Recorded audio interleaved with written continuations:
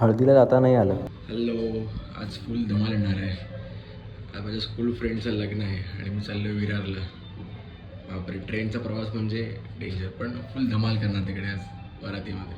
स्टेशनलाच bike park करून एवढ्या गर्दीत रांगेत उभं राहून तिकीट काढली. आज मला कळलं की स्टेशनवरचे वायफाय फक्त नावाला आहेत, सामान्य जनतेसाठी नाही. पूर्ण 30 मिनिटं लेट आहे. 30 मिनिटं नाटक करताय. थांबले इकडे. थोडा उशीर झालाच, पण शेवटी पोहोचलो विरारला. लग्नाला वेळेत पोहोचायचं म्हणून सकाळचा ब्रेकफास्ट स्किप केला होता, पण मग एक बर्गर घेतलाच. भूक पण लागली होती आणि हॉलचा ॲड्रेस पण सापडत नव्हतं. मग शांत ठिकाण बघून तिथेच बर्गर खाल्ला. हॉलवरती अगदी वेळेत पोहोचलो. नवरा नवरी यायला अजून थोडा वेळ होता. त्यांचे रिच्युअल्स सुरू होते आणि नेहमीप्रमाणे मागे आमची मस्ती सुरू होती.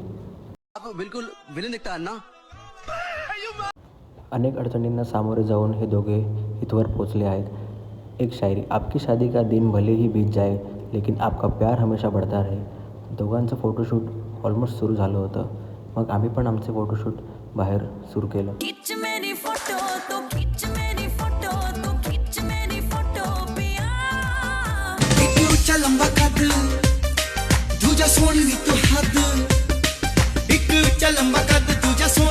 कसं वाटतं पानाचं लग्न होतं? मस्त वाटलं, भारी वाटलं. लाईक करा, कसं वाटतं?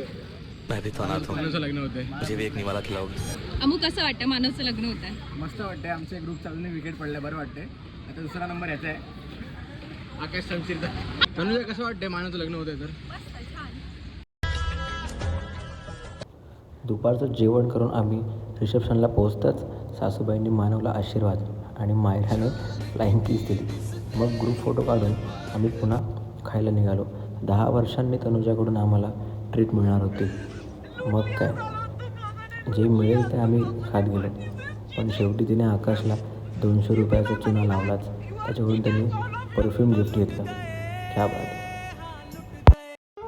नवरा नवरीची एंट्री एकदम भारी झाली. हातात फायर गन घेऊन दोघे पण नाचत होते.